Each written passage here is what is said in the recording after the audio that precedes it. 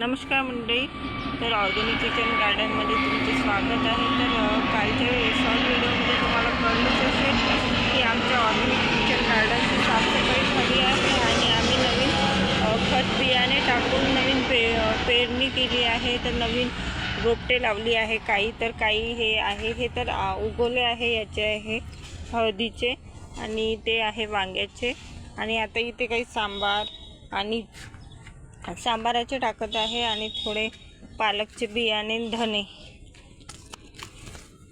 धने म्हणजे सांबारासाठी। आणि इथे तर आमचे वांग्याचे ऑलरेडी उगवले आणि याला फूल पण आले आहे। तर आता याला वांगे येईल छोटे छोटे। आणि ते तुरीच्या शेंगा ज्या म्हणते त्याचे बी टाकले होते ते उगवले आहे। काही टमाटरचे छोटे छोटे रोपटे आहेत ते उगवले आहे आणि ते पण हे तुरीच्या शेंगाचेच आहे काही।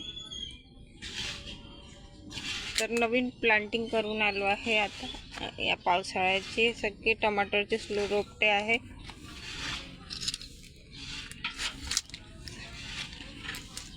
हे पण वांग्याचे रोपटे आहे आणि हे आहे मिरचीचे रोपटे।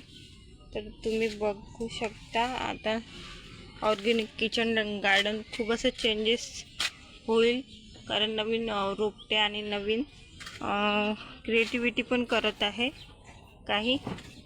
तर इथे पुष्कळ असा कचरा वगैरे दिसून आला आहे तुम्हाला। तर आता हे सुरू आहे करणार, तर एका दिवसात तर हे होत नाही, रोज थोडं असं करणं सुरू आहे। त्यात पाऊस पण येऊन जातो मधात, आणि आज थोडं पाऊसनी सुट्टी दिली होती त्यामुळे भरपूर असं काम झालं आहे।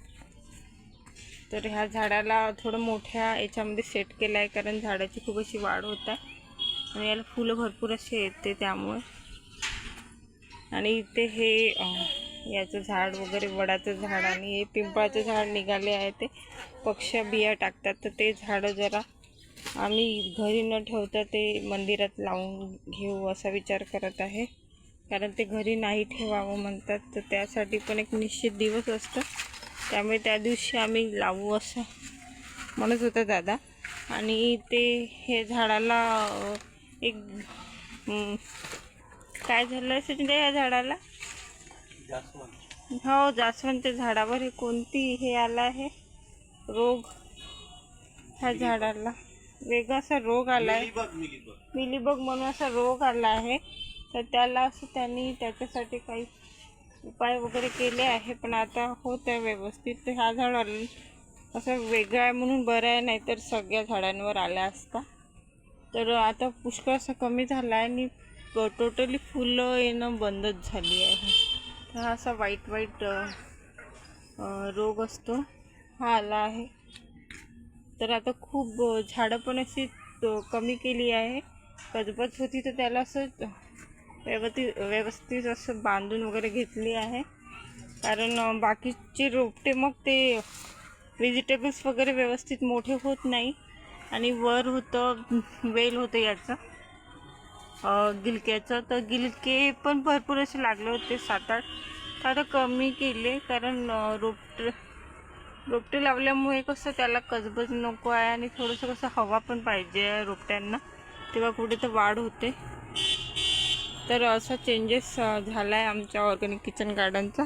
यानंतरची पण आम्ही तुम्हाला व्हिडिओ शेअर करू की आमचे रोपटे किती मोठे झाले आणि काय व्हेजिटेबल आले। तर आमच्या चॅनलला सबस्क्राईब करायला विसरू नका समोरचे अपडेट बघण्यासाठी, आणि व्हिडिओ आवडल्यास लाईक करायला विसरू नका। तर बाय, थँक्यू।